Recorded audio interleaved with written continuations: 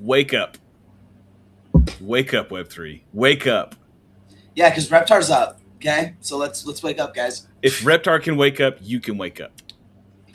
JC, what's up, man? Awesome to be back. How you doing? Yeah, I'm good. It's man, interesting weekend. I missed so much. I didn't really miss it, guys. I mean, I've been still paying attention to what's happening, but happy to be back. But damn, we have been. Hopefully, you guys have been watching the show because JC has been really kind of catching you guys up on what has been going on.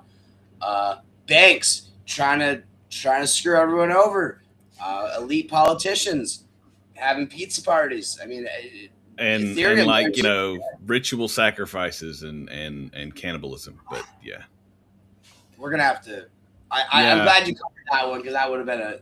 Yeah, we can't talk about that today because I'm afraid I will say something that will be construed by all of those people who have control of the entire world as intent to do something. And yeah. So we're going to talk about the other people that control the world today. Girls. Who run the world? Girls. It's true. I mean, anyway. All right. Before we completely derail before getting to any crypto, let me turn on the bubbles. The bubbles. I miss this, guys. Sorry for the absence lately. We got a lot going on behind the scenes, but we're back and we're better than ever, and we are dumping hard. Are we better than ever? I mean, looking at I leave for like a week, and the markets are just like, nope, bye. Damn, stable, not looking very stable, down 11%. Pump.fun getting hit. Jupiter, all our favorite projects dead. JC, is it over? Did I leave for a week and now it's all over? Yep. It not only is the bull run over, crypto is over. Wow. I mean, I think Vitalik Buterin has said layer 2s are over. So 0 to 100 real quick. We did have a video with the rest of the team. KV hopped on this video for us where we talked about layer 2s. For those of you guys who are new to crypto, I'm going to very, very, very briefly explain what a layer 2 is. Bitcoin was the OG, okay? It was the original blockchain. Then Ethereum came out. You couldn't really do anything with Bitcoin. Ethereum was the new internet of blockchain where you could build applications, you could do all this cool stuff, but it sucked so bad.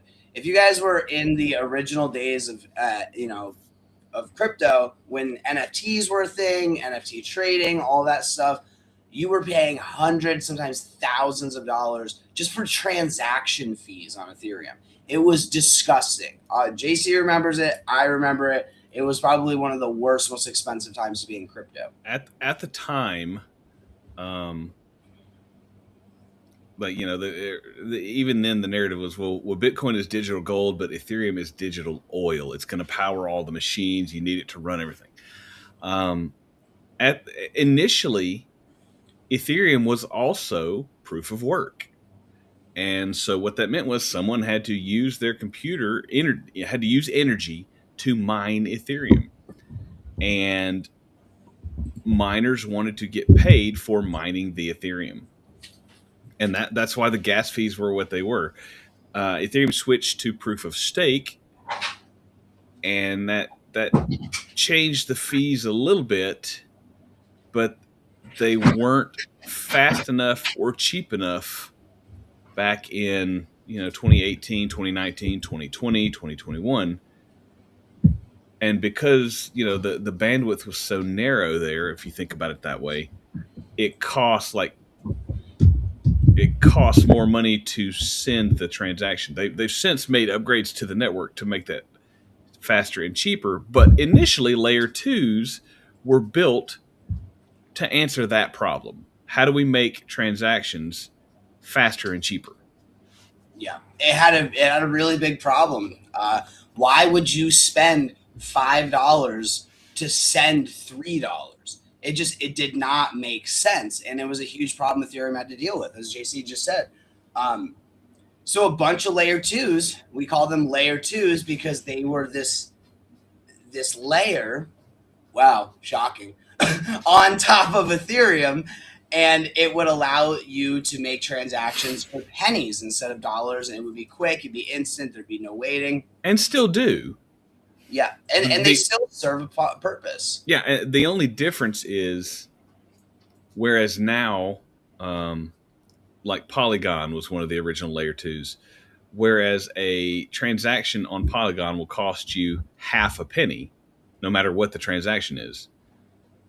And at the time, that was huge because transactions on ETH, like Reptar said, could be anywhere between $100 and $2,000, depending on how busy the network was.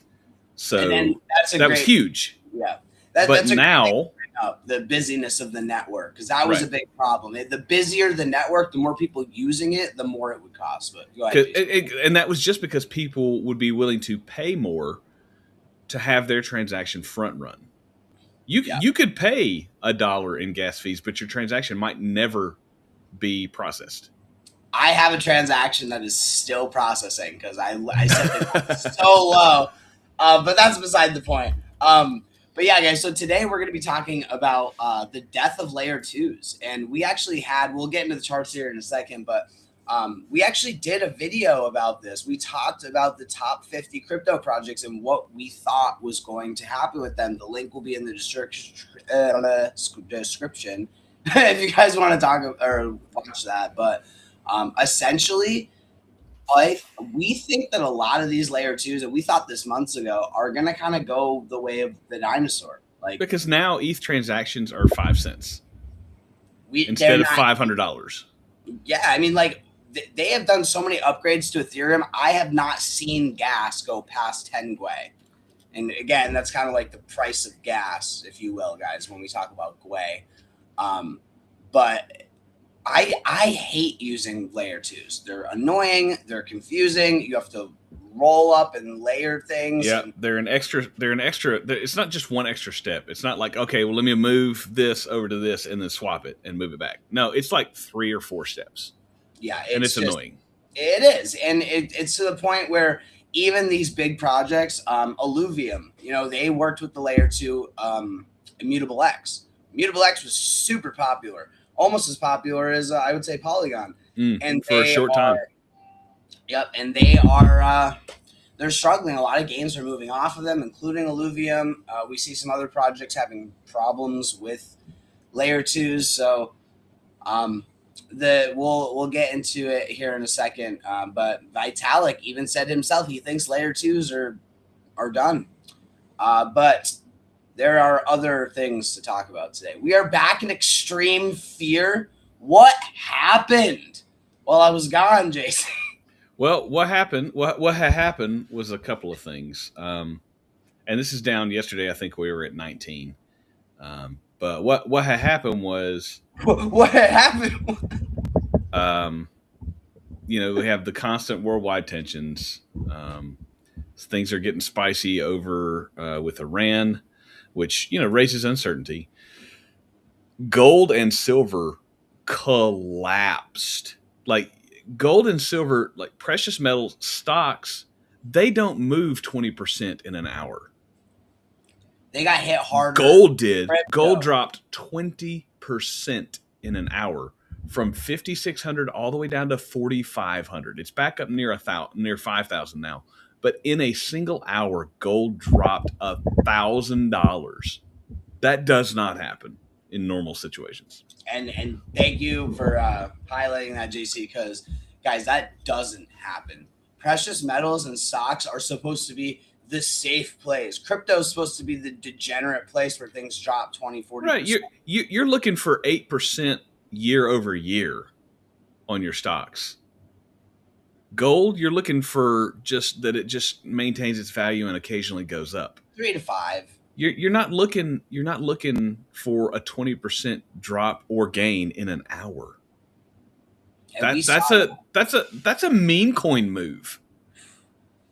I was genuinely shocked, guys. We've been talking about markets a lot here on the show, where we think things are going to go. There is no way in hell that I thought that gold and silver were going to drop. Everyone can come on their show and tell you what they think is going on.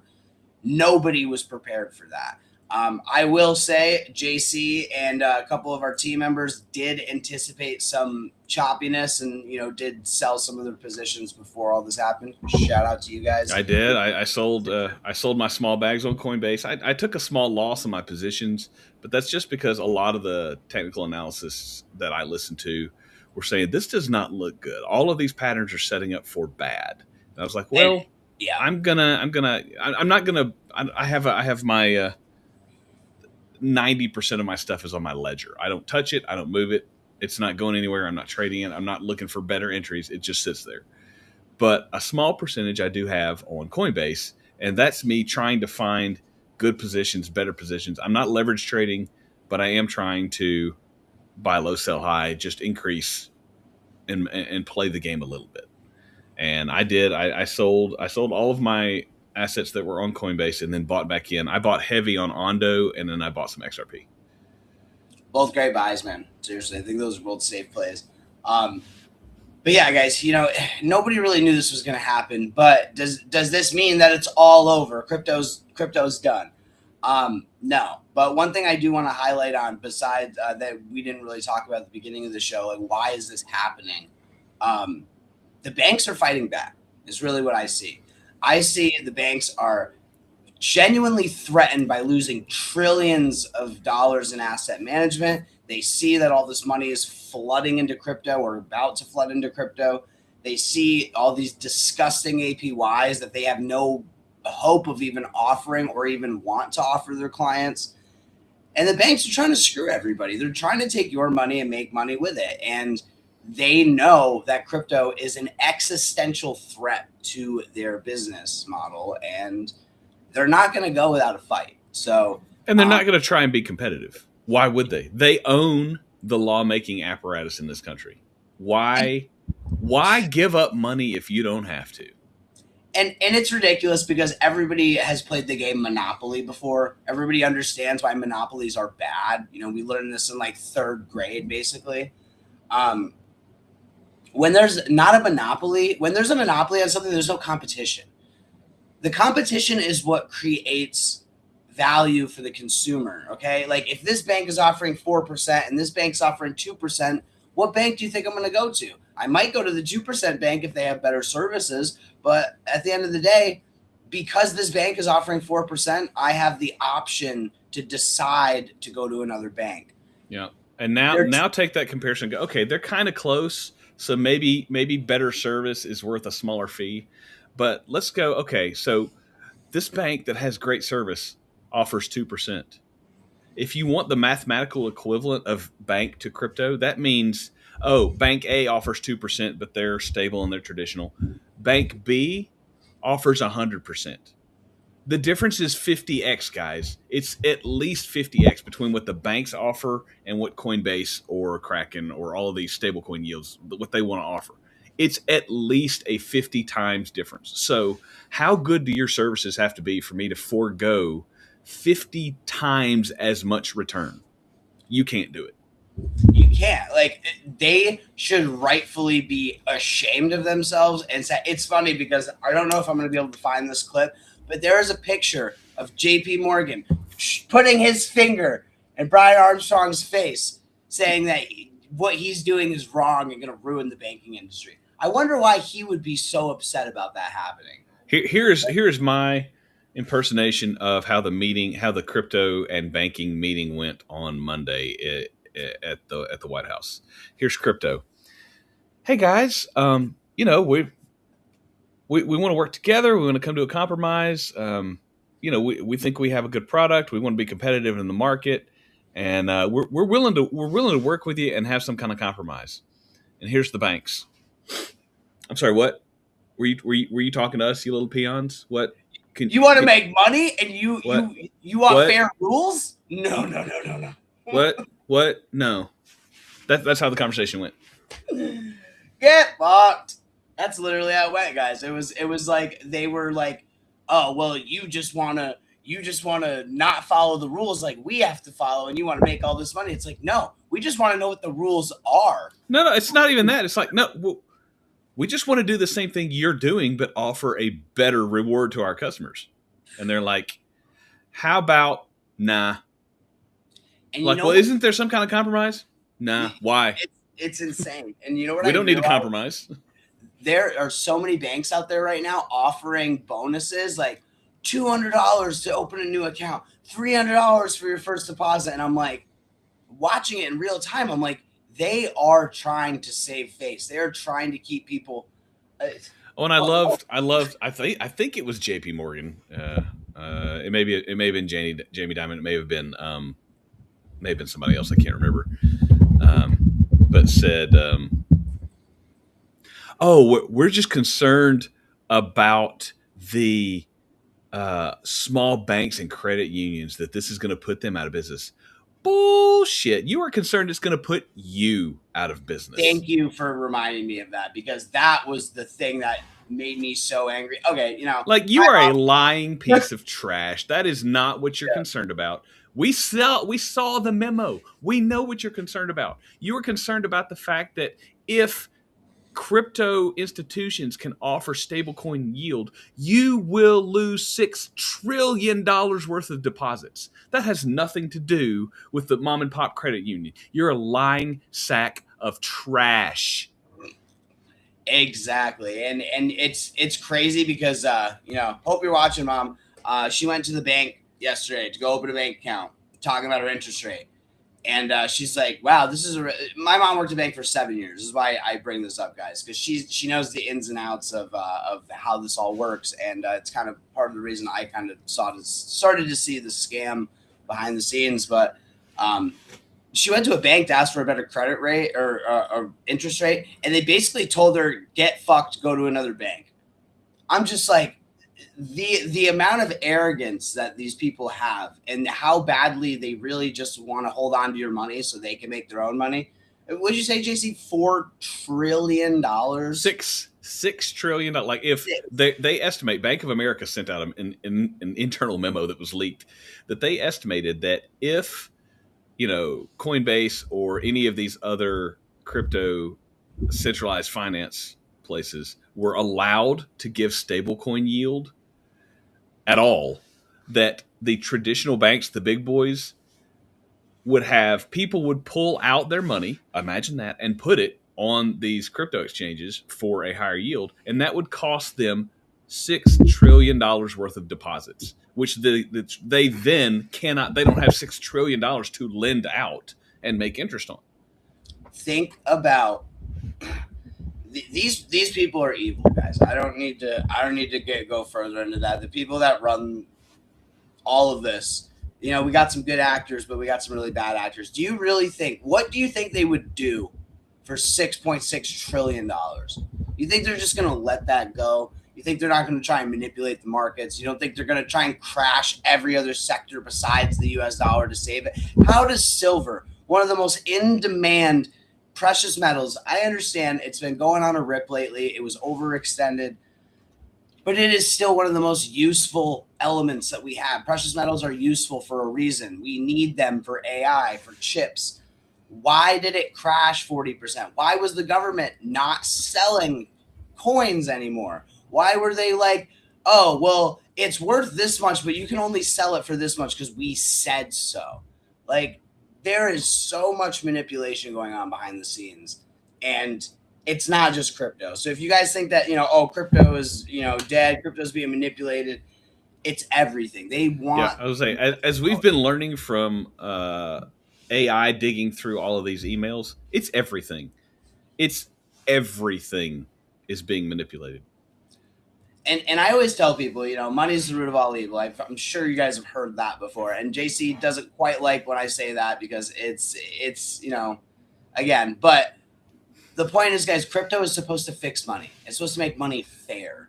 And like, if money really is the reason people do all these horrible things, don't you think we should make money a little bit more fair? And isn't there a reason the banks are going to continue to hold on to it as long as they can? Yes, JC, that's better. All right, let's move on. Let's get some news instead of the doom and gloom. Yeah, here's the Bitcoin daily chart. Ugh, my face. I don't know. Does that smell like manipulation? It smells like bullshit. FedWatch are they going to do rates? Probably not. It's weird because the cabinet and Trump and everyone's like, yeah, we need the lowest interest rates. Everyone's waiting for rates to get cut, but it doesn't look like it's going to happen soon. Yeah. Here's from all right, we can switch over to this from DeFi Tracer. Why the crypto market is dumping right now? Oh, look.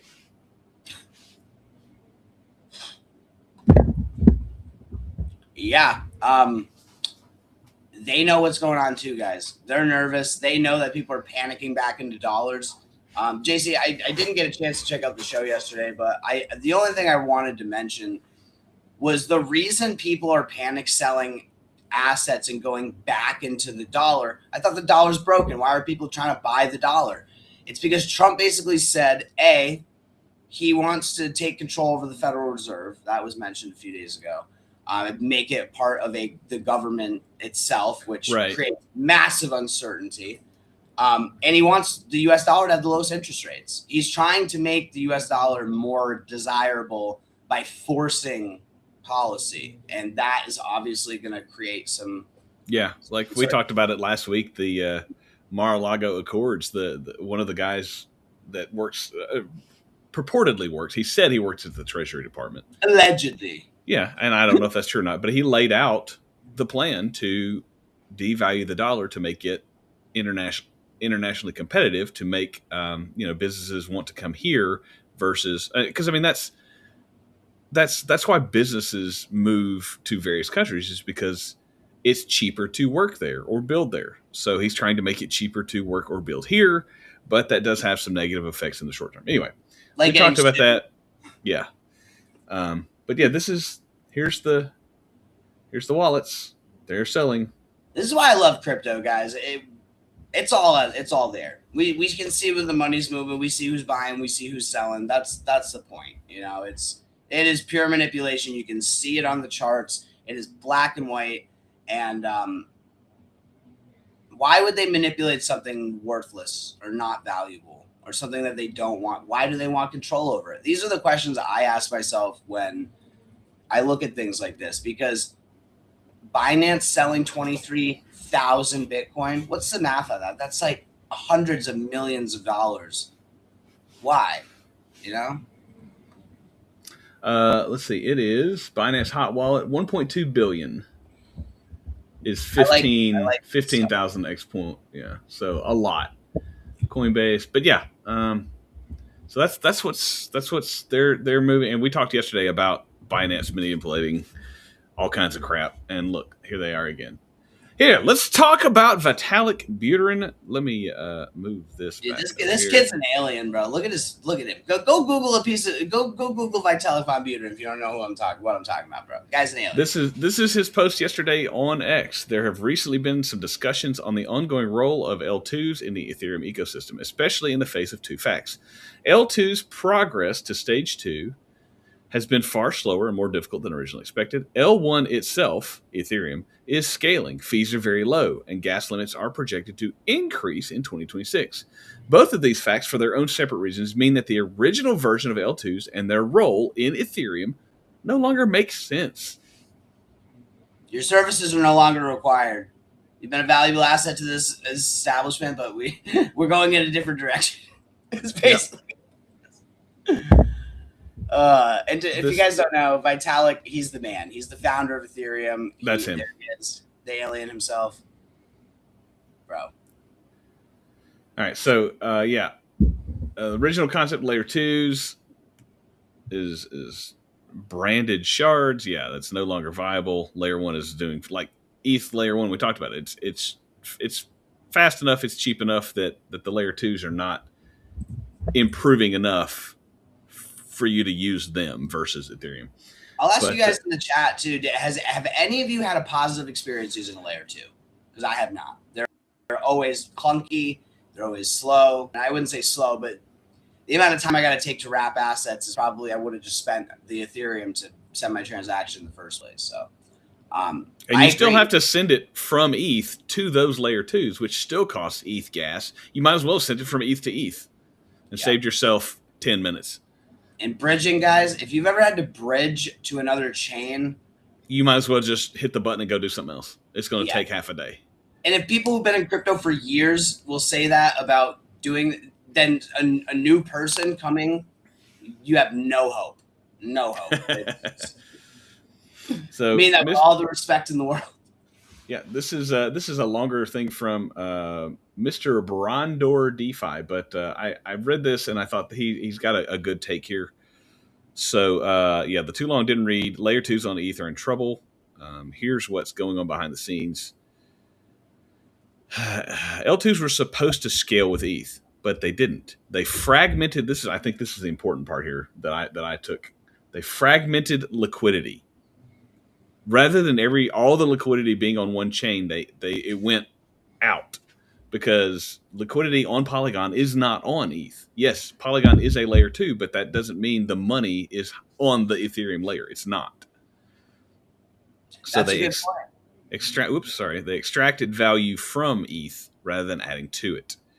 And Buterin's like, yeah, I think ETH can handle everything that these L2s said they were designed to do, and they haven't changed. So why waste your time? They're gonna take my money? No. I'm gonna do it myself. Is basically what he said, and he did. He made a lot of upgrades to Ethereum. Damn, AI is being used for good lately. I love it. That's funny. Should we talk about the Molt bots thing? I don't know. We'll do that at the end. That's interesting. I also want to point this out. Yesterday, Vitalik Buterin sold $2.3 million in ETH. Now, $2.3 million is not a huge deal for him. But why is he selling? Says it was to donate to charity. Oh, okay, maybe. Okay, all right. Let's give him the benefit of the doubt. What charity? Maybe he thought he was selling for tax purposes. But yeah, no. Realistically, guys, no one wants to see the founder of a project selling their own project. If we just started dumping Alpha Origin NFTs on the floor, you guys would probably be a little concerned. I would imagine. You know, like I mean, I just like. Maybe wait a couple days after you trashed layer 2s, which is really is also somewhat of a commentary on Ethereum. Maybe don't dump ETH and then trash the Ethereum layer 2 ecosystem. It's weird timing for sure, guys. That's why paying attention is a good idea. But really, the bottom line of this, we talked about this on another video. I mentioned this before. We have thought layer 2s are going to die a long time ago. Before this was even an announcement, we talked about this. 2 years ago, we were talking about, okay, if we really do launch an NFT project, what do we want to launch it on? We discussed Polygon or Solana. Now, Solana is not an ETH layer 2. It's its own layer 1. But we talked about it, and it was like, why Polygon would have been our primary L2 choice. But it was like, why? It's not doing anything. It's not changing. It's not progressing. And that's why we minted on ETH. And guys, ETH is still the big dog. It is. 80% of dApps or decentralized applications, they run on ETH. Solana's taking some of that market share, but layer 2s are not going to be around. I do not own a single layer 2 right now. I don't think it's necessary. Unless they do something else. But that's the thing. It's like a lot of these, the reason I'm so bullish on HBAR is because it's a hash graph, right? It's the evolution of blockchain. It's the next step. XRP is designed in ways where it can be upgraded. Same thing with Ethereum. There's no reason to have layer 2s anymore. These main chains are doing everything. If you want to send a fast transaction instantly and do leverage trading, go on Solana. If you want to do slow staking DeFi, go on Ethereum, go on Uniswap, go on ONDO. You don't need your money to move quickly. If you're trying to do degenerate, gaming coin trading, go on Sweet. Like, there are options now for people that weren't available back when we were using these. If you wanted to do DeFi, you were stuck on Ethereum, and you better hope that you could swap your tokens real quick and pay gas before it gets rug. That's why you were going to pay that heavy gas fee, because you didn't want to get bumped down the transaction time, because by then all the liquidity may have dried up and your transaction has not, and you're selling some garbage meme coin that you caught the pre-sale on and you're trying to sell it, but you put in your sell order when it's at $100, and if you didn't pay the gas fee by the time which was $300. Yeah. And by the time your transaction went through, that token was now worth 4 cents. You got screwed because you didn't pay the gas fee. Anyway, moving on. This is the most bullish news we could ever hope for. Thanks for bringing it, JC. We need some hopium today. Oh, I see Jim Cramer freaking out. Let's go. Oh, Jim Cramer said everything is not fine with Bitcoin. People need to get out. Jim Cramer says get out of Bitcoin. We are going to the moon. Oh, damn. I got to sell my positions real quick. This guy knows what he's talking about, Mr. Cramer over here. How many F-bombs do we get in the show? Jim Cramer is a tool, okay, guys? If you know anything about Jim Cramer, if you follow, there's something called the inverse Cramer effect that we've talked about on the show many times. Yeah, JC's already pulling up the chart because he knows what's up. If you did the opposite of what Jim Cramer has said for the past 10 years, you are a billionaire right now because this man, I love that they put him upside down because if you just do the opposite of what this man has told you to do, you're balling because for some reason, every time he says that a price is going to go up or go down, the exact opposite happens. They have literally made a stock over this. They call it the reverse Cramer effect. It is a real thing. We're not. I'm looking for it, man. We've pulled up the chart. There it is. Here you go. So the actual chart is the S&P 500. The S-Jim is doing the exact opposite of what Jim Cramer says to do. As you can see, very solid. I swear he is a freaking robot alien from the future doing this on purpose. Dude, no one can be that opposite. No one can be that wrong all the time. Even a blind squirrel finds a nut eventually, and Jim Cramer is still looking for his nut on a daily basis because, damn. But that's just like that and the Pelosi tracker. So what's the difference in the Pelosi? Because the Pelosi tracker is not exactly the opposite. It's if you had followed. Pelosi tracker is if you just trade when she trades what she trades, you would be up like 200%. Tell you what, she is pleasing the right politicians, if you know what I mean. It's called insider trading, and they all do it. But there's another page. Yeah, there's another page on X that's called the Pelosi tracker. All right, let's talk a little bit. Yesterday started the. By the way, we talked about the manipulation yesterday. So here's something from Dom TraderView 2. Over the last 7 days, Binance held 42.8% of total spot volume, but Binance sold 3.9 times more Bitcoin than all other major venues combined. They're not manipulating stuff. And who owns Binance? Oh, that's right. CZ, has he already been in jail for fraud? I think he has. Pardoned, I think. Was he pardoned? I think he was. Guys, China is embedded so deep in this too. It's.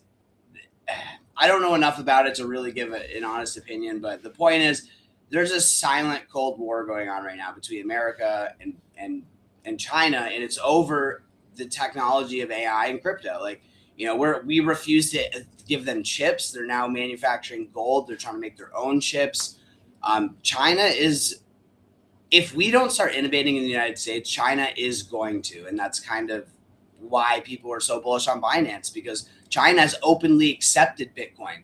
Really, the communist nation or whatever that is totalitarian, they're cool with the peer-to-peer digital currency, but the United States isn't.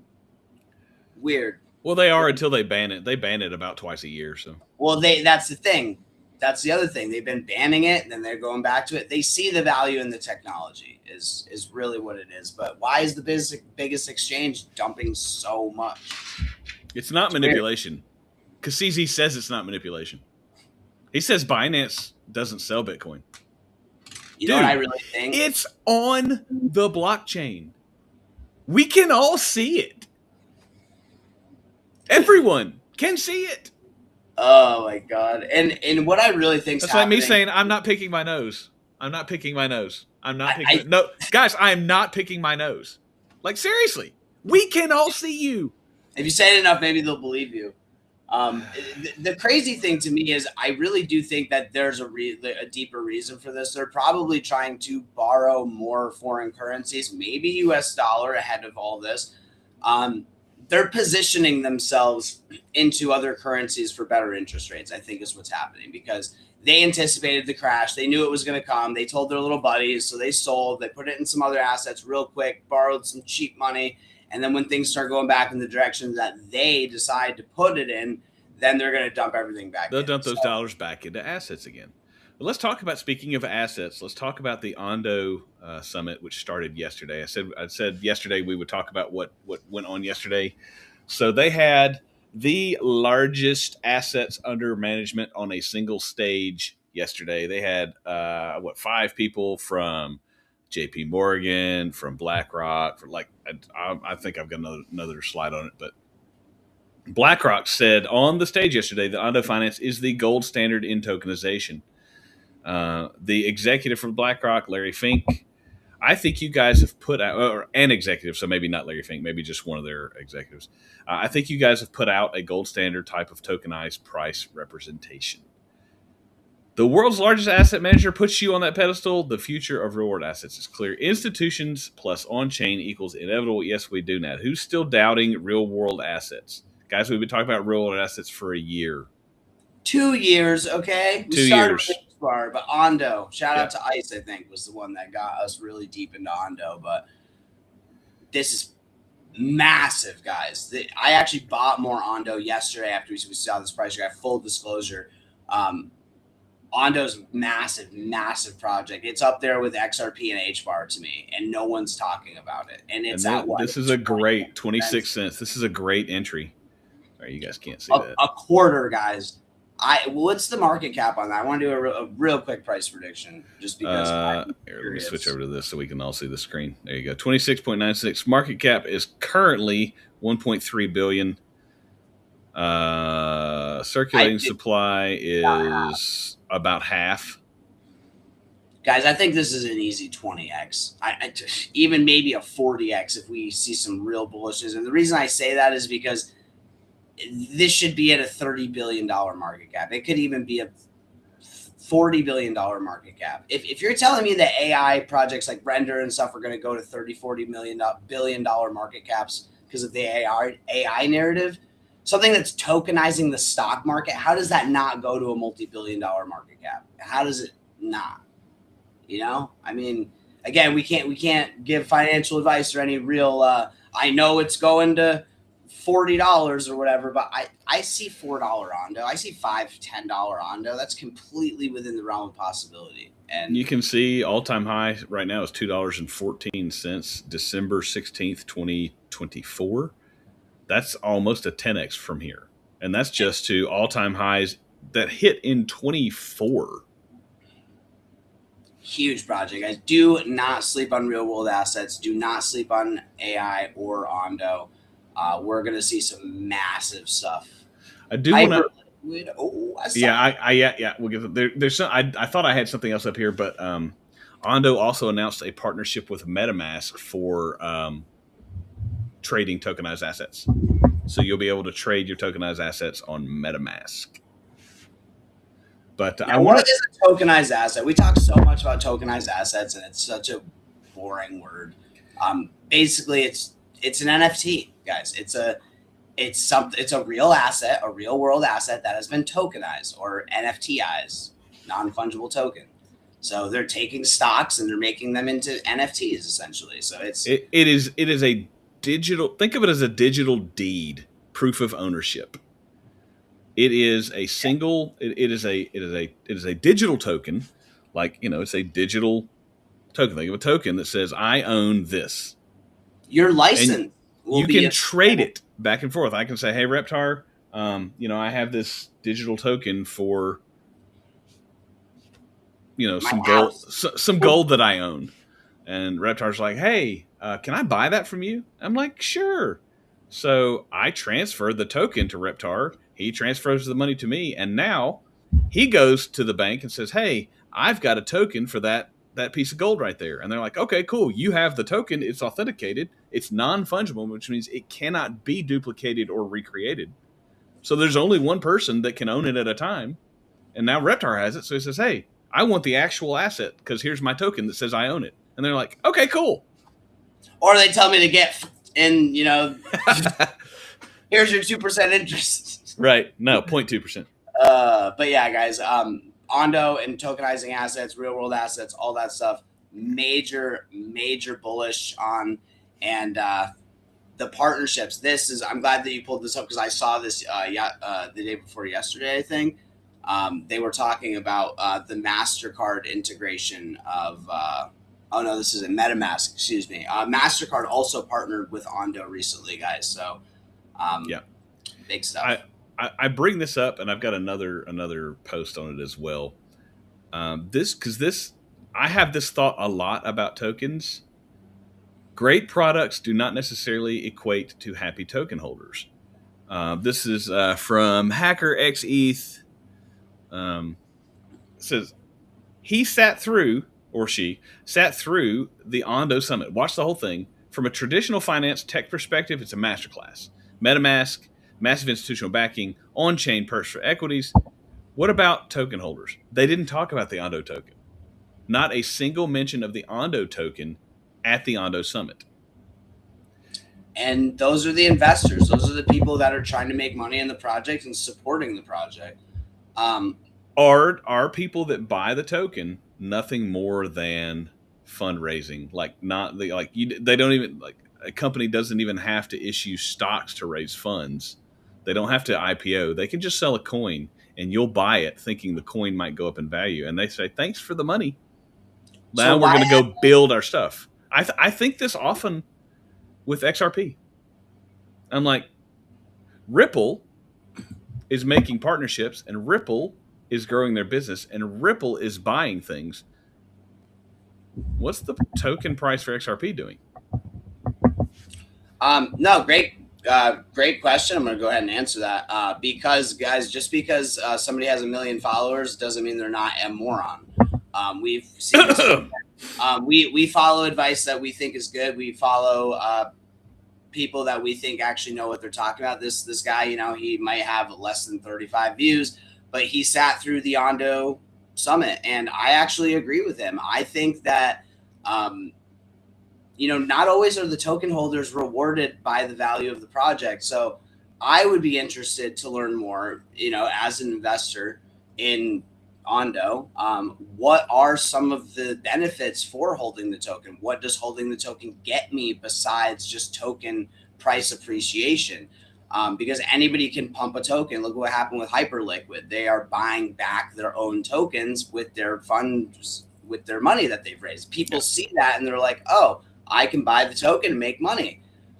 So I think it's a valid thing to bring up. The fact that this person has 100 followers doesn't mean their question doesn't make sense. Here's someone with the same question that has 24,000 followers. Like, I don't care how many followers you have. You can still make good points and you can still make stupid points. And if it's a good point, we should talk about it. We have less than 500 followers. And we've still called everything that's happened for the past 3 months. Where's DJ? I need DJ to come on the show so we do my told you so's real quick. But I mean, it is still a valid question. Okay, this person is not well followed. No, but why should I listen to them? Well, because that was a good question. So let's address it. But here, this is Zeus RWA. Like I said, that's 24,000 followers. If having more followers means you value their opinion more, fine. But no, that's a good point. Yes, the reason we brought that up is because he did say he was at the meeting. Again, guys, we usually he said he sat through it. I mean, you can sit through it. I can sit through the ONDO meeting in my basement so long as I watch it. But that's the thing. Being educated and taking the time to learn about this stuff, guys. Anybody can just read stuff on Twitter. You know what I mean? Yep. So we try to come up with some stuff that we think is that we can dig into and have some talking points on. But good question. Sure, and John, that's a valid point as well. People like to know who is posting.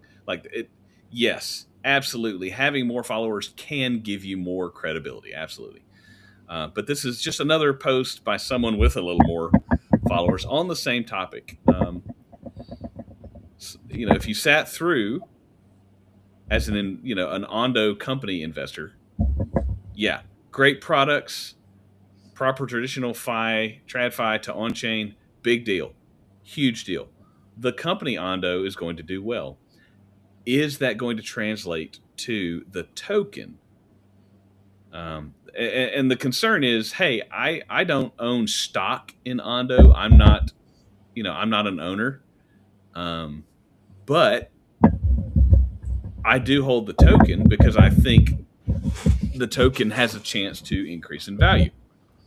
But and Ice brought up brought up a really good point here in chat. Next January, 80% of the token will be released. So that sounds good, right? Yes and no, because what happens is next year, come January, when those tokens get released, the price, supply and demand, you're gonna have a bunch of extra tokens on the market. The price is gonna drop. I don't really expect to see crazy price action over the next year with ONDO. I don't, but that's not why I'm buying ONDO. I'm buying ONDO because I think in the next 5 to 10 years, it's going to absolutely hit between $5 and $10. That's why I'm in this, because I'm looking for long-term projects that are going to be around, that are doing real things. I think ONDO is one of those projects. But when that token unlock happens, it's going to nuke the price. Well, they're doing it gradually. They're not dropping it next January. They're right. Doing it gradually throughout the year. Thank you for correcting that. It's not exactly what I meant, but the point being,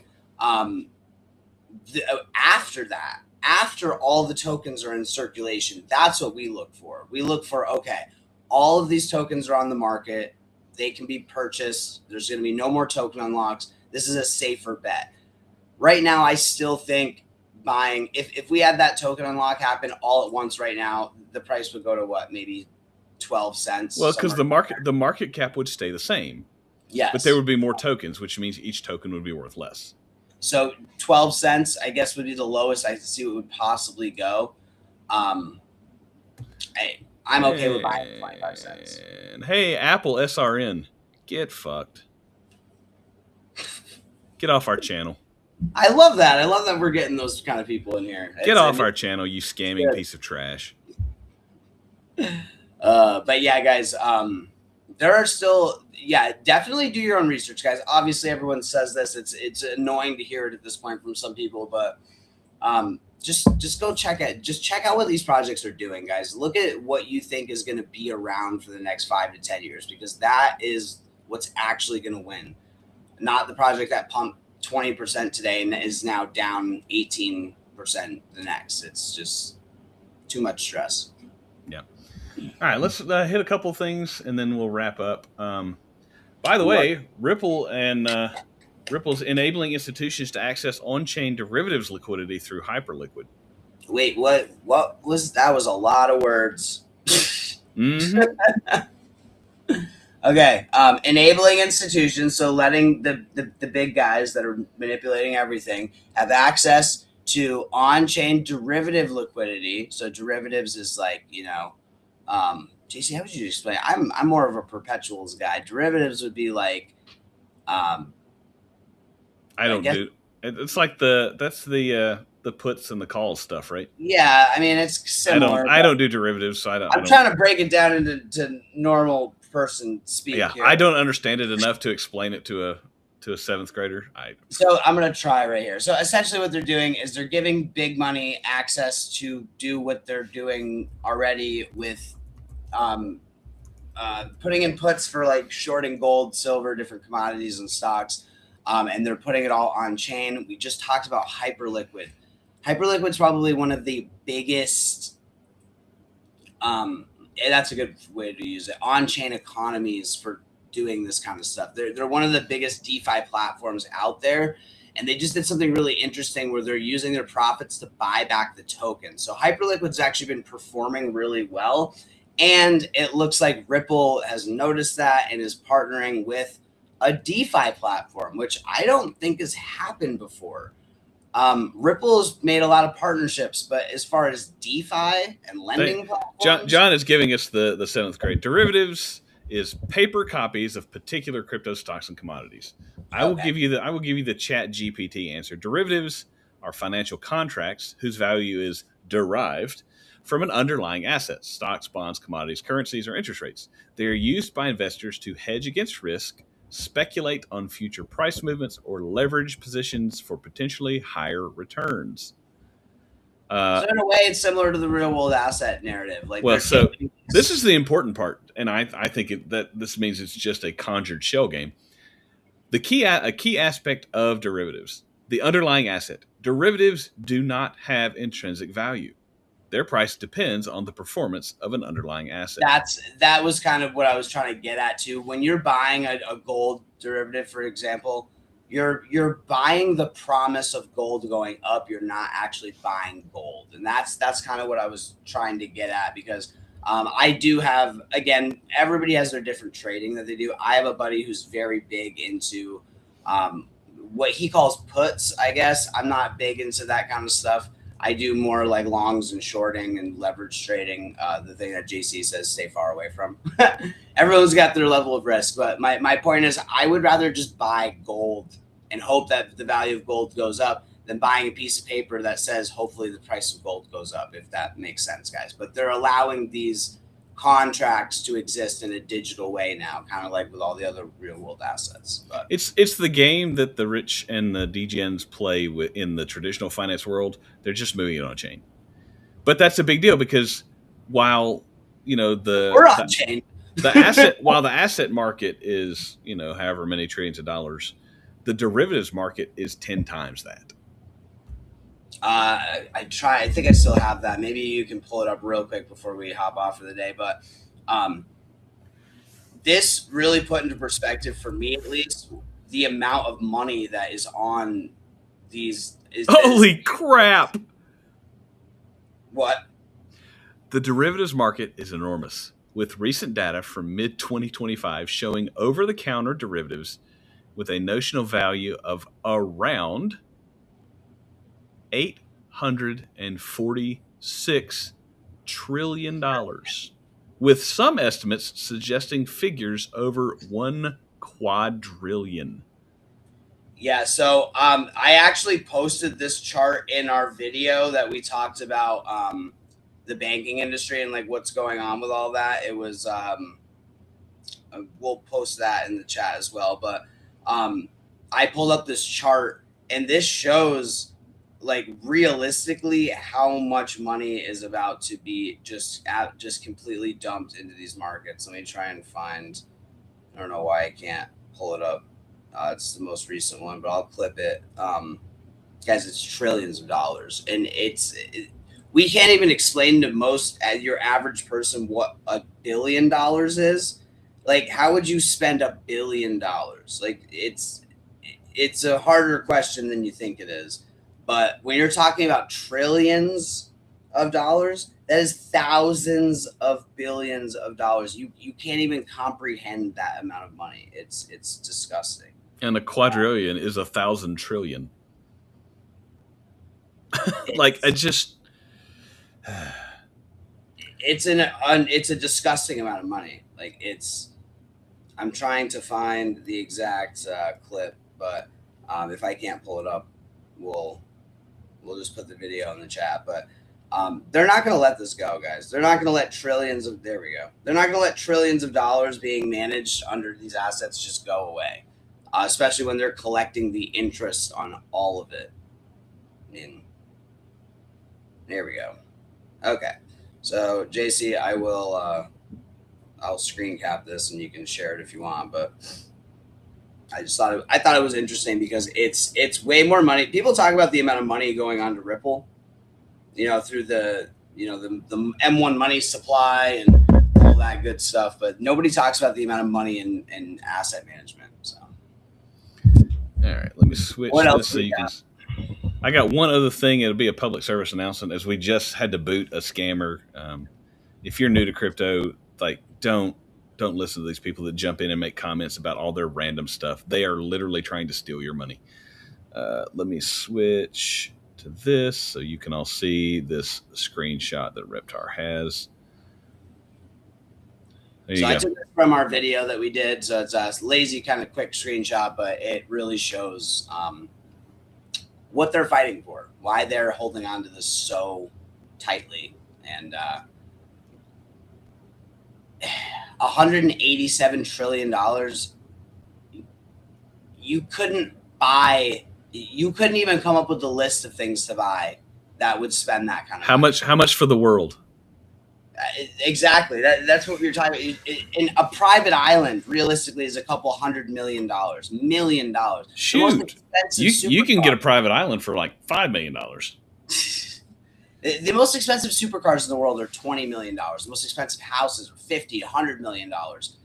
You could buy all of those and still spend a couple billion. You wouldn't even hit $1 trillion. You wouldn't even come close.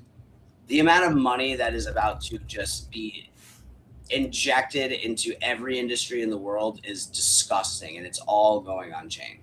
All right. Like, that's my hopium for the day. Yeah, let me do one more. Take that off. Do one more. I got one more, and this is again in our public service announcement kind of section here. If you are new, be aware, because this has happened to a lot of us, including myself, guys, and me. So this person is obviously, they say delete your MetaMask wallet immediately. I got drained because of MetaMask. That's not actually true. You didn't get drained because of MetaMask.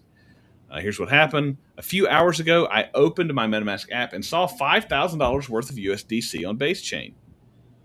Checked the contract address, appeared to be legitimate. Wasn't sure if this was a glitch, but every time I tried to send it to another wallet, the transaction failed. Clue number one. Actually, clue number one is I saw money on my account that I don't know how it got there. That doesn't happen, guys. Nobody just gives you $5,000. Unless you're in the Alpha Origins community and you want a free airdrop. If you're expecting it, that's one thing. But you just open up your MetaMask and you're like, oh, look, $5,000. Yeah, that's going to be a scam. Don't touch it. Because when you interact with it, it generates transactions that are inside if you're like, when you go in your MetaMask, you have to authorize a transaction. If you don't read what you're authorizing, which no one does, which, I mean, do you read you are literally authorizing them to access your entire wallet and take everything from it. You are clicking OK. Yes, you have my permission to do that. So luckily, that specific wallet was empty, other than the 5K USD. So they open their wallet address and they see, oh, I've got $5,000 that I don't know where that came from. So they try and cash it out. That's what they're counting on. But in my other wallet, which held $1,000 real funds, I saw a token called LF worth about $500. Here's the address. I tried to swap it to ETH thinking it was an airdrop. Because those do happen. People do get airdrops. If you don't know it's coming, though, it's a scam. A transaction was successful, but I received absolutely nothing. That's when I realized something was wrong. When I refreshed my app, I received a notification that my real money had been sent to an unknown wallet. That's right. Get rid of MetaMask. That is not MetaMask's fault. It's like when the internet first came out, guys, and people were like, the Prince of Persia needed $1,000 wired to him, and I sent it to him, and the internet's a scam. It's like, no, there are people trying to steal your money on the internet. People are scammers, and if you don't, they're preying on your ignorance. And let's be real fair here. They're preying on your greed. You're like, oh, a free $5,000. Heck yeah, guys. It's been a cliche for 1,000 years. If it looks too good to be true, it probably is. And that's, yeah. What we tell people in our Discord is when you come across something, because people get into our YouTube chat or people get into the YouTube comments, people get into our Discord and they post stuff. If you're not sure and if it looks too good to be true, freaking ask. Before you click on stuff, I went into a legitimate Discord, and one of the founders of that Discord that I was in and had been a part of for a few years, one of the founders, and like Reptar and I have our founder accounts in Alpha Origins, a founder's account got hacked and they posted an announcement of an airdrop for all holders of a particular NFT, which I held. And I was like, okay, cool. They have partnered with someone to do a free airdrop. Happens all the time. And because it was from an official founder account that I did not know had been hacked, and it was in the official announcements page, which only the founders have access to, I thought, cool. That looked, and the partnership looked legitimate. And I was like, cool, okay.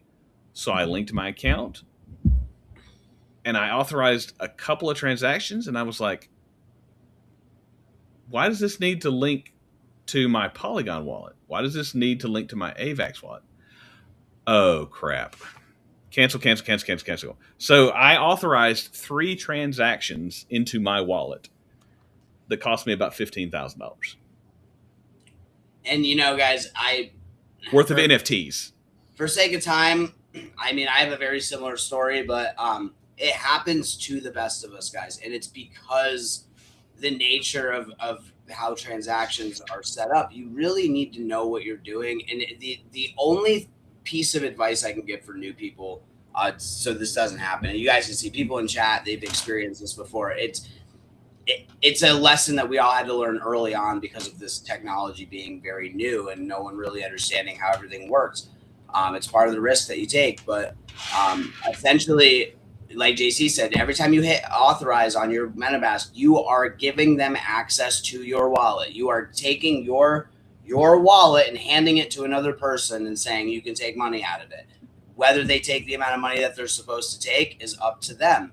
And it's in the code that they wrote for the transaction. Yes, because you gave them permission. And that's the thing.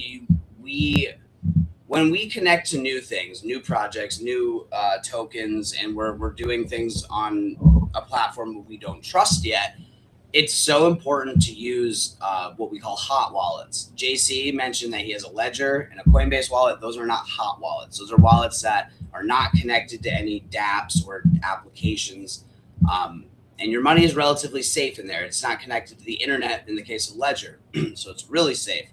But if you need to use MetaMask for certain things like DeFi to connect to things. So if you're connecting to things with your crypto wallet, it is very important that you do have a MetaMask or a hot wallet that you can use to do that. But do not keep $15,000 of NFTs or money on your MetaMask if you're using it to connect to things. You can have a MetaMask. Have that wallet be where your NFTs are. But if you're going to connect to, if you want to go to Uniswap, or if you want to, connect to a project that's like, hey, I do support this project, I do know these people, and they are going to be doing some drops, create a new address so that any transactions don't occur in your main wallet where your valuable stuff is. And an address is not the same as a new account, guys. MetaMask will give you the option to create a new account. I don't have MetaMask pulled up on my tab bar right here, so I can't show you. But essentially, you'll say add account. Most people think, oh, I'll add a new MetaMask account, and then I'll do something else. It's under the same private keys, which once they have access to your private keys for one account, they have access to your other one. So now, an NFT scam where you allow access, or you're trying, like this person, they tried to sell their NFT. That is address specific. But if they get your private keys, they have all of those addresses are on the same private keys. So if they get your private keys, they can have all the wallets. If it's just one NFT sent to one wallet address, it's a malicious one, then they have access to that wallet only. Exactly. Guys, just be safe out there. We're getting to a point where people are going to start taking advantage of the markets, especially when things start moving bullish again. People are going to try and take your money when you have it. That's just the reality of it. So that's all of time and history. So yeah. It's not unique. Man, we've gone on for over a friggin' hour and 5 minutes. We need. I know. I miss being back, guys. Thank you guys for everyone in the chat. We have a ton of people today. It was awesome to be back. I'm really sorry for the absence. Been dealing with a lot of stuff lately, but we're back. We got a ton of stuff to talk about. We have game night tonight, guys. JC, what is game night? Ooh, game night is our weekly Discord event where we get together, we talk about what's going on in the crypto space. Usually, Web3 gaming, we like to focus on that. That's kind of the heart of where Alpha Origins formed. But we talk about just crypto in general. We talk about all kinds of degen stuff, conspiracy theories. We play some Discord games. We play some Twitch games. And the key thing there for people that are not in our Discord yet, we give away money if you win these games, and they're Real random. money. They're not games of skill. They're really RNG, random number generated games. Like, there's no skill involved. So yeah, we give away money. We give away prizes. We give away stuff for different projects that we're involved with. Come join us tonight, Wednesday, every Wednesday, unless there's a holiday or we have some type of emergency. Every Wednesday at 9 p.m. Eastern Standard. We're standard time right now. 9 p.m. Eastern time. We got people from all over the world join us, so sometimes we have to say good morning to people instead of good evening. Yeah, but come join us, guys. It's a lot of fun. Maybe you'll win some free stuff. Maybe you'll learn something. Oh no. But it was great to be back again. JC, thanks for everything. And we'll see you guys either tonight at game night to win some prizes, or we'll see you tomorrow for the show. And I'm sure we'll have some more craziness to talk about. No telling. Chomp, chomp. I love Chompy.